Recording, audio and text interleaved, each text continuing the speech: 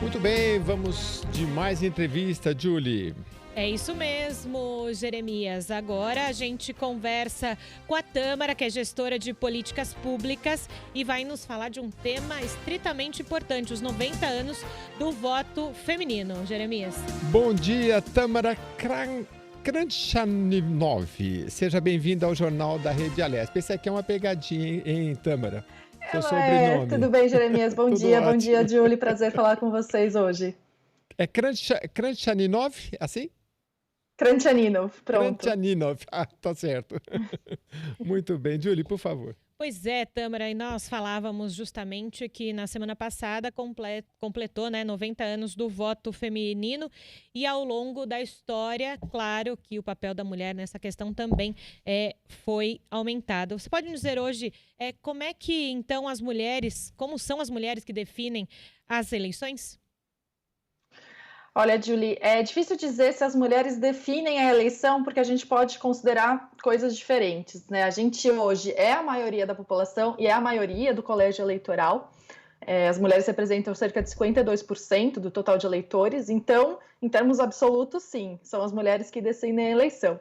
Contudo, a gente precisa entender para onde que esse voto feminino tem sido direcionado, quais as articulações que são feitas para que as mulheres possam fortalecer também candidaturas femininas.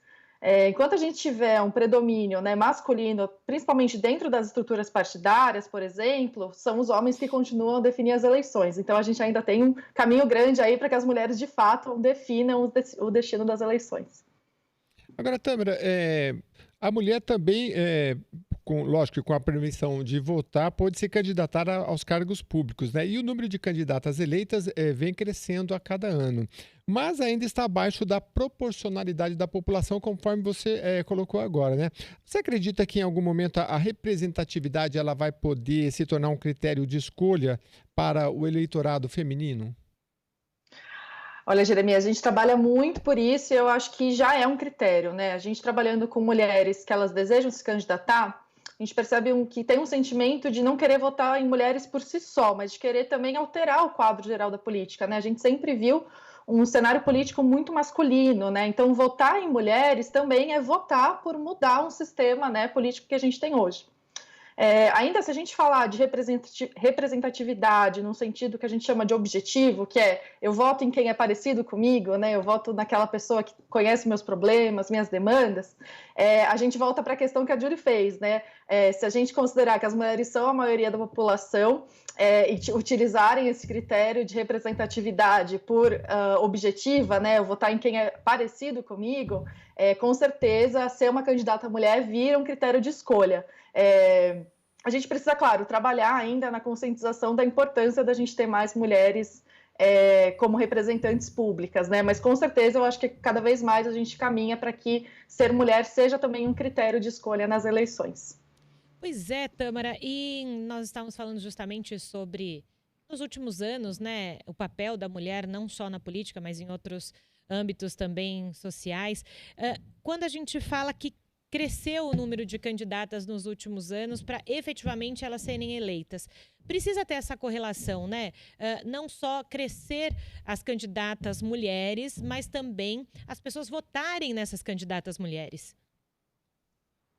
Com certeza, né? É exatamente esse trabalho de conscientização, acho que a mulher ela enfrenta diversos níveis de disputa, né? Porque ela entra no partido, ela tem que disputar a legenda, tem que disputar recurso, tem que disputar espaço de propaganda e tudo mais, né? Da construção partidária, e ainda tem um trabalho de conscientizar a população em geral que é importante você ter representantes mulheres, né? Então, são vários níveis de desafios que a mulher passa, né? A gente vê toda a questão que a gente teve nas eleições passadas e também uma preocupação dessa sobre as candidaturas laranja de mulheres, né? Que são quando mulheres viram candidatas para cumprir, né, a cota que a gente tem da necessidade do partido ter ali a cota de 30% de candidatas mulheres. Também tem o fato da mulher geralmente ter uma carga de trabalho que ela é tripla, quádrupla, né? Então impede que ela possa de fato dedicar tempo à carreira política tanto quanto os homens, né? Então são diversos desafios aí que a gente tem para realmente crescer nessa conscientização da importância de ter mulheres dentro da política, né? E acho que política, a gente depois pode falar um pouquinho mais sobre o sentido mais amplo, né? A gente está falando aqui de política institucional, mas as mulheres sempre estiveram na política, sempre estiveram fazendo política, mesmo com esses enormes desafios.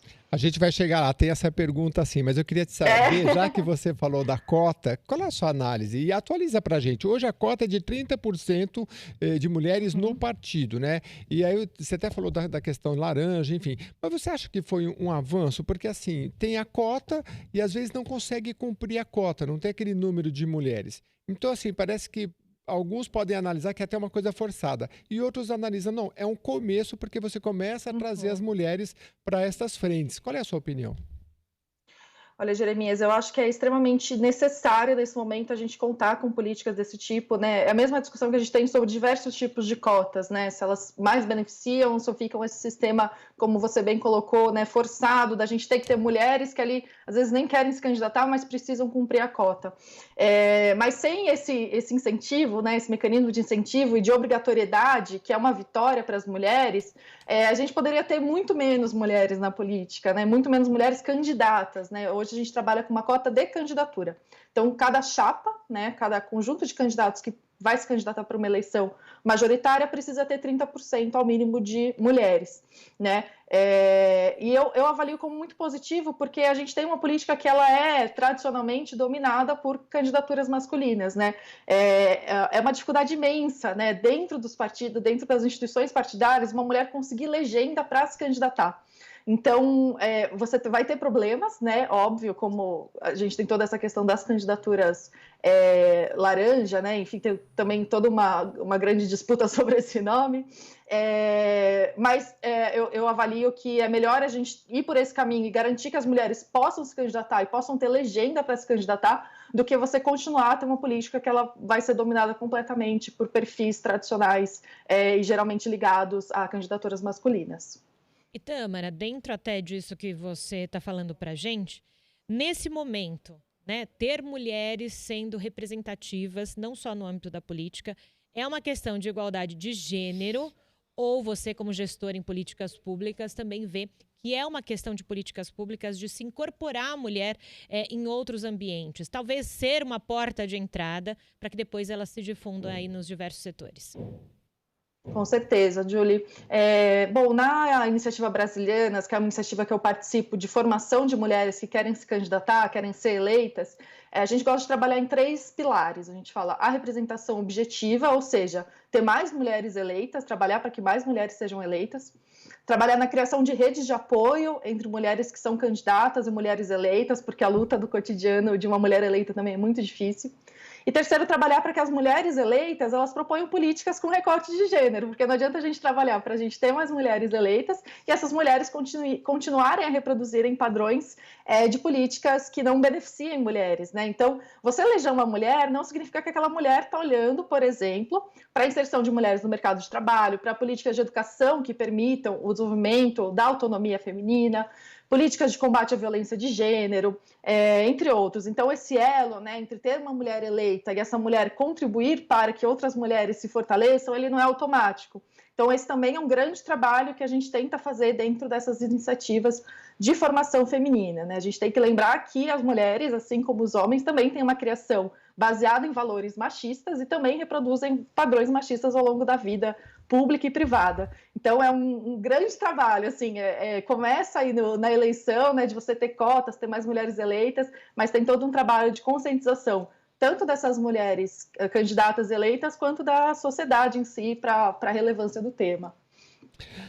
Tâmara, você estava falando aí, eu estava me lembrando aqui de mulheres que quando a gente, não sei se porque são menos, aí eu lembrei Angela Merkel, Margaret Thatcher, né? São mulheres que deixam sua marca muito forte quando elas participam da política. Mas eu queria falar da questão cultural, né? Uma mulher que teve que ser autorizada pelos homens a votar. Imagine, depois é que ela foi ingressando na política. Qual é o peso cultural disso? E você acha que essa questão educacional, ela tem que atingir mais as mulheres ou aos homens? Por que eu pergunto isso? Eu li uma matéria uma vez que a mulher dizia assim, olha, eu consegui ser eleita. Entrei numa sala com 12 homens.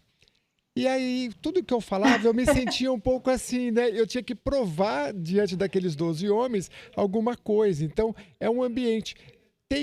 Essa questão cultural tem que atingir os homens também?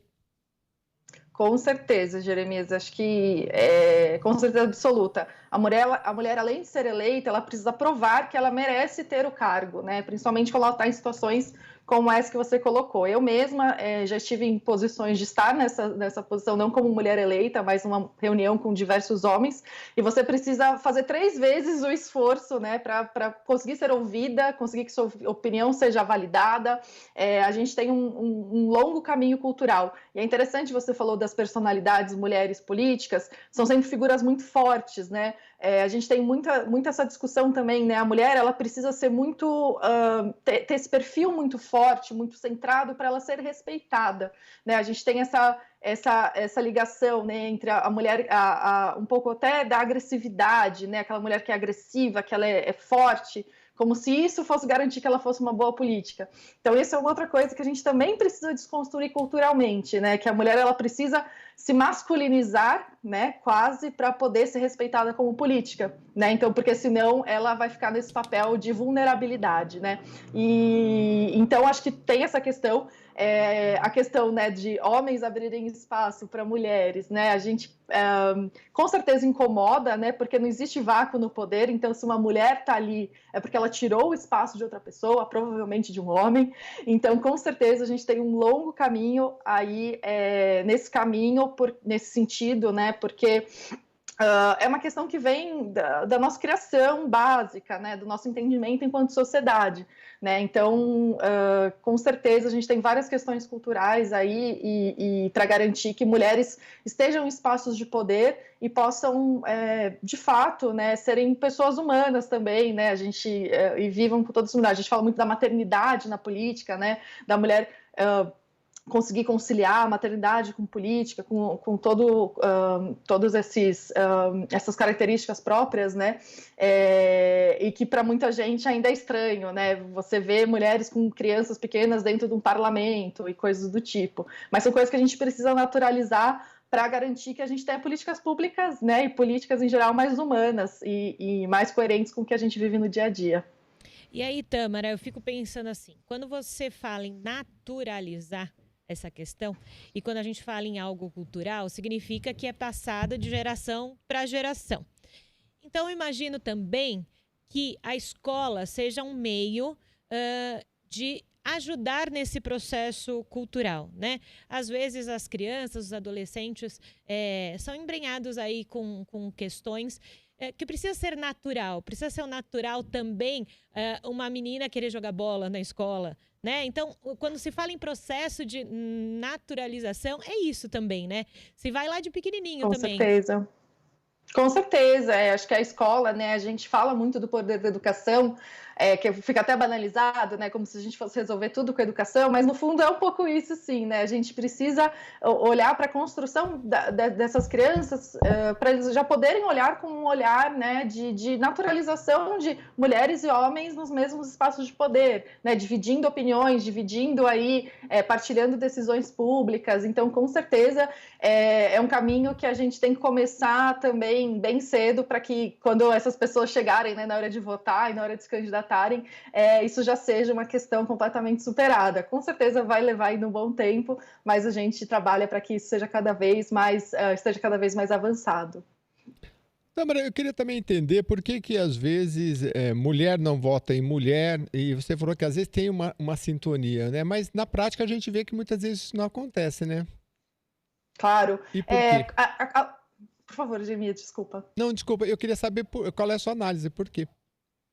Sim, é bem relacionado a essa questão da representatividade, né? Quando a gente vai votar em alguém, nem sempre a gente escolhe um representante que é parecido comigo, né? A gente escolhe um representante que a gente acha que vai resolver nosso problema, né? Seja ele de educação, de saúde, de segurança pública, enfim. Então, não existe uma conexão imediata entre o que é uma representatividade objetiva e da subjetiva, que é isso que a gente fala. O voto, a gente está dando uma autorização para alguém agir em meu nome, né? É claro que a gente aqui está falando dos termos da ciência política. Você acha que a própria cultura, isso, né, no dia a dia. Você acha que a própria cultura paternalista pode influenciar isso? Com certeza, né? Você vota, a gente tem uma tradição de voto muito calcada, né, nesses termos, nesses valores, Jeremias. Então, você acaba dando o seu voto para aquela pessoa que acha que vai cuidar melhor de você, né? Aquela coisa bem paternalista mesmo, nesse termo que você disse.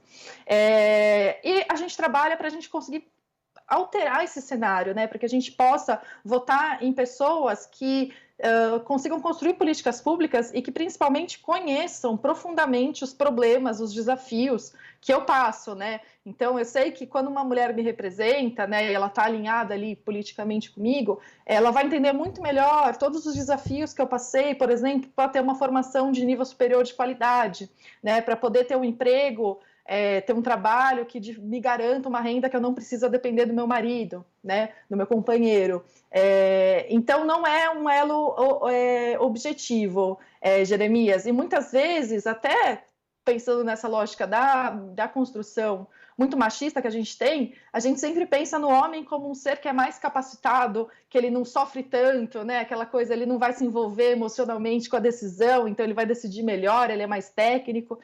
Então a gente acaba tendo um pouco não, bastante, dessa influência, né, da construção de uma sociedade que é baseada numa figura do homem enquanto posição de poder. A gente vê poucas mulheres em posição de poder, né, assim, então hoje a gente trabalha, vê mais, né, acho que o exemplo da Jacinda, né, a primeira-ministra da Nova Zelândia é um exemplo incrível, porque ela é uma mulher super humana, né, e super, né, fraterna, né, nesse sentido de você ver uma mulher que é realmente humana, né, ela precisou, assim, óbvio, né, quando a gente fala das figuras fortes, ela é uma figura forte, né, ela consegue fazer o que ela precisa, mas ela não deixa de ter aquela característica, né, da humanidade da mulher. Então, acho que essas novas representantes também fazem a gente olhar para mulheres com mais capacidade de se enxergar lá. A gente, no nosso curso de formação de mulheres que querem se candidatar, tem mulheres que passam a vida inteira sendo assessoras de deputados, de vereadores, de prefeitos e falam, não, mas imagina, eu sentar na cadeira do deputado? Fala assim, não, você sim, você sabe mais, você trabalha 25 anos com isso, como é que você não vai conseguir ser a representante? Que a gente vê pouco mulheres nesses espaços, então a gente, só de ter mais mulheres se candidatando, estando nesses espaços, já é uma boa parte desse caminho para que a gente possa, né, até as mulheres, crianças, né, as meninas reconhecerem e verem que existem mais caminhos possíveis.